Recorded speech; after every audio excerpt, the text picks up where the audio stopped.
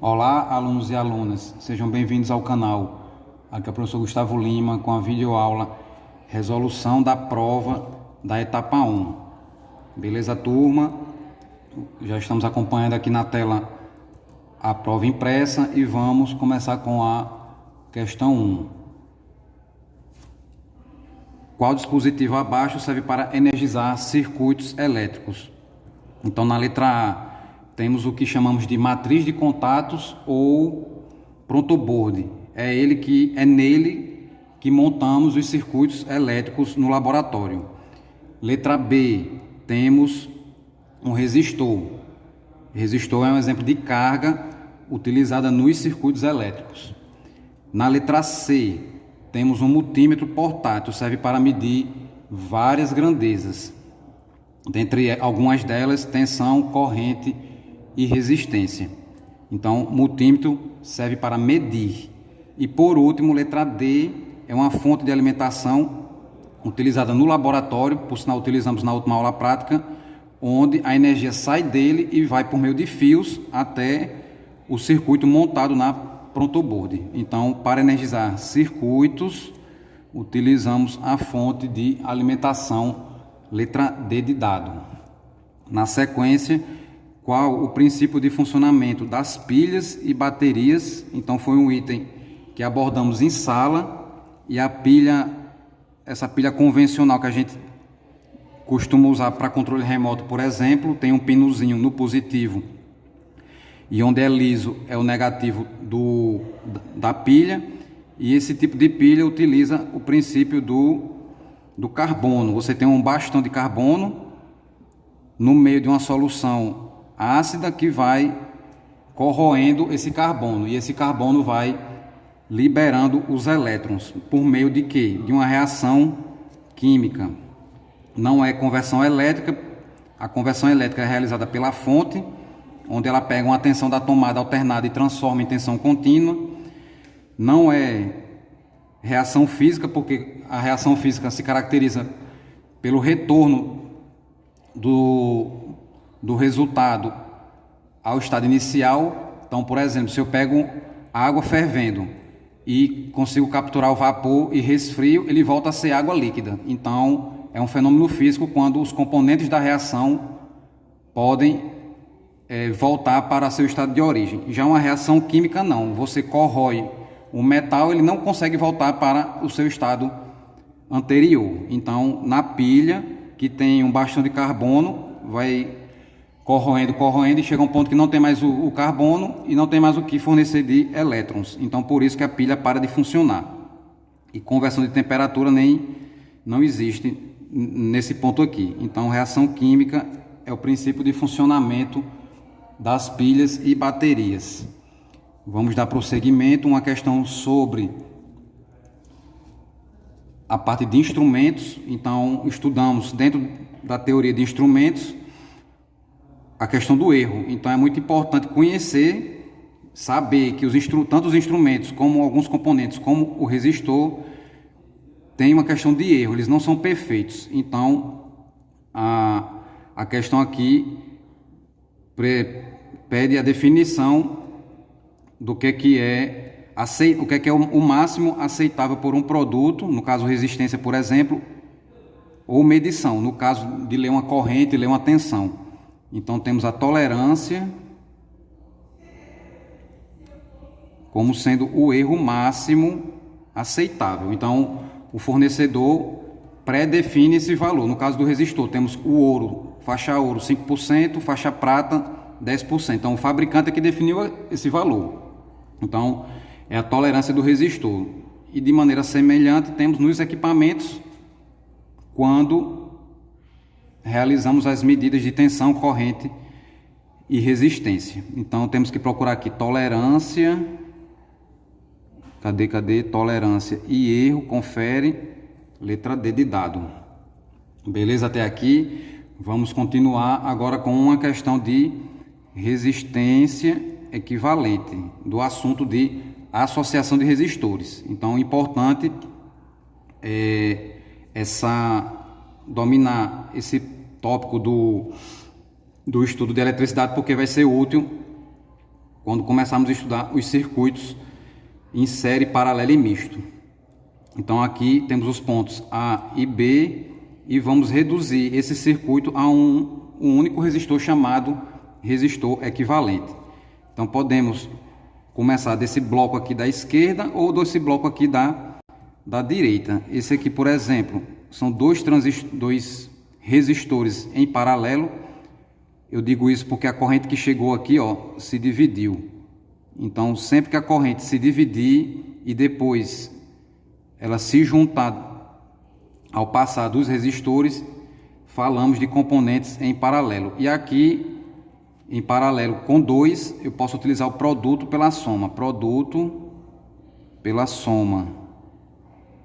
Então, vou ter em cima 18 e embaixo 9, resultado 2 ohms só para esse trecho aqui do circuito. Tenho esse outro trecho aqui que não vou mexer agora, vale 1 ohm. E tenho esse trecho aqui com 3 percursos aqui para corrente. Então, é um trecho que internamente eu tenho 2 resistores em série. Por quê? Porque a corrente que passa no primeiro só tem um único caminho para chegar ao outro lado, ao ponto aqui que eu estou marcando com a caneta. Então aqui internamente eu já tenho 4 ohms.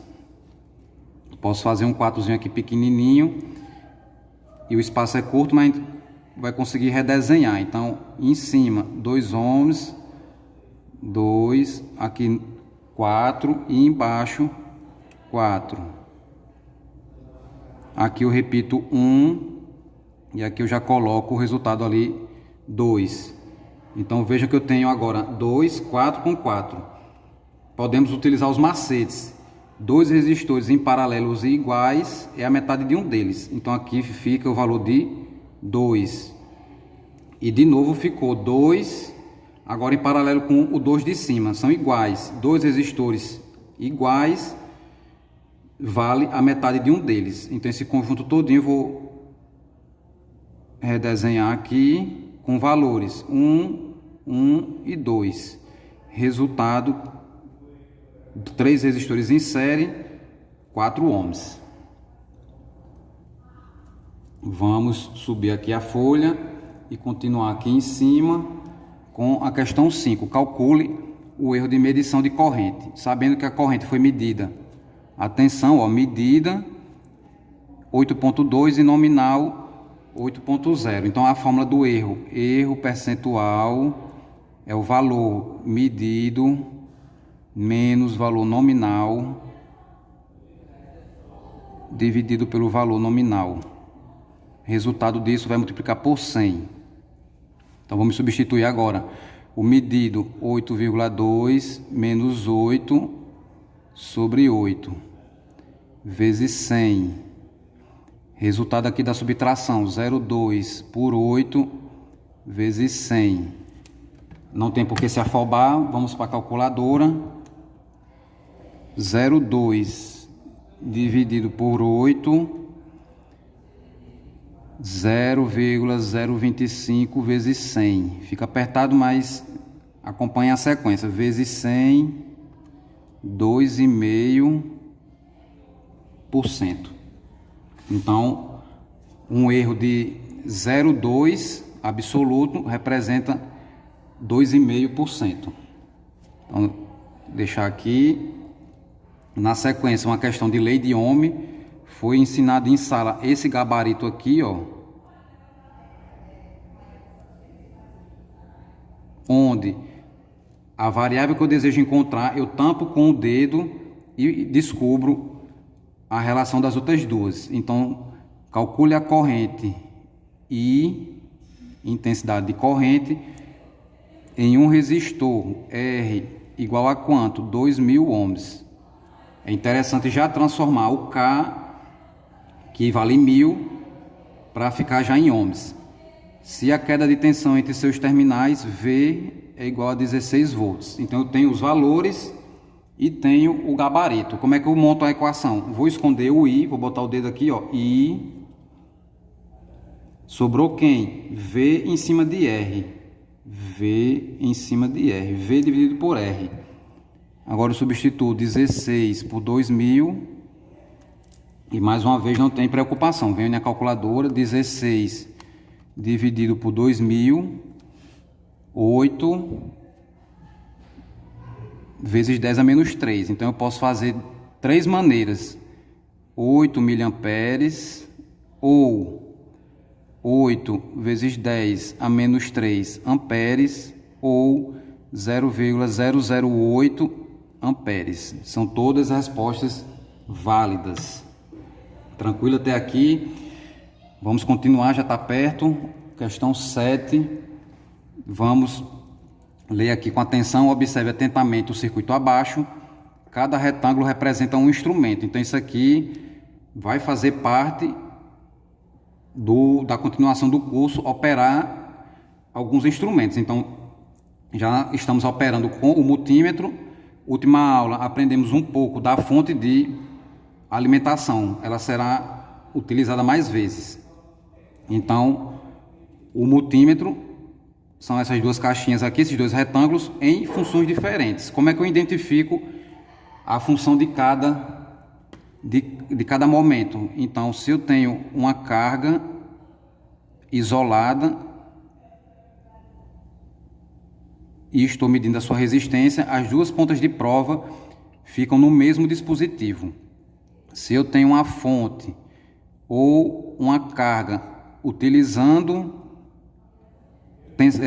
tensão elétrica e eu quero medir a tensão, mais uma vez, a tensão e a resistência são ligadas em paralelo. Então vejam que eu ligo no mesmo dispositivo. Então aqui é paralelo.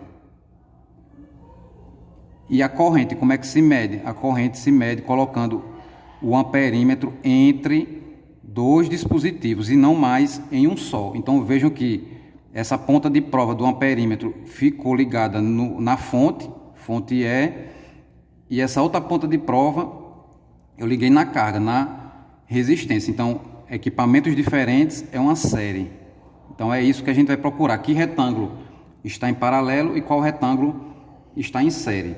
Então, se eu venho aqui pela simbologia da fonte e saio aqui a corrente convencional, vai passar nesse resistor aqui. Vejam que eu tenho um terminal do equipamento de um lado e o outro terminal do outro lado do mesmo dispositivo. Então vejam que se encaixou com esse desenhozinho aqui da direita. Ó. No mesmo dispositivo eu tenho as duas pontas de prova. Então aqui eu tenho o voltímetro. Achei já um equipamento. Vou continuar com a corrente aqui circulando. Vai passar por esse bloco aqui de resistores em paralelo até chegar nesse outro retângulo. Note que esse lado do retângulo está ligado no resistor e o outro lado ligado no negativo da fonte. Então ele ficou como apresentado aqui nesse desenho de baixo. Um lado em um dispositivo a fonte, o outro do outro lado na carga. Então, aspecto semelhante. Um lado no negativo da fonte e o outro lado no resistor. Estando em série é um amperímetro. Com isso fechamos a questão 7 e partimos para a questão 8. Vamos precisar de espaço, vou subir aqui. A corrente elétrica I, em função da diferença de potencial U, aplicada aos extremos de dois resistores R1 e R2, está representada no gráfico abaixo. Então, observar que em sala eu desenhava V no eixo X e I no eixo Y. E o que é que eu fiz durante a execução da prova? Destaquei, ó, que aqui é I e aqui é V. Então, o que importava aqui era saber coletar corretamente os valores. E com isso poder calcular a resistência. Como é que eu calculo a resistência? De novo, utilizando aquele gabarito ensinado em sala. Se eu quero a resistência, eu vou botar o dedo aqui no R. R é igual a V sobre I. Se eu quero R1, eu vou procurar na reta R1 um ponto que seja fácil de leitura. Então, esse ponto aqui, ó, eu consigo obter uma tensão de 40 e um valor de corrente de 4. Então, 40 por 4, 10 ohms. E na segunda reta, R2 está aqui. Só tem um ponto legal de leitura, que é esse daqui de cima. Então, eu consigo coletar 80 na tensão e agora 10 na corrente. 10, valor de resistência, 8 ohms. Tranquilo? Então, turma, fechando aqui esse vídeo de resolução da prova. Qualquer dúvida, mande por e-mail ou poste nos comentários. Fico por aqui, até a próxima, um forte abraço.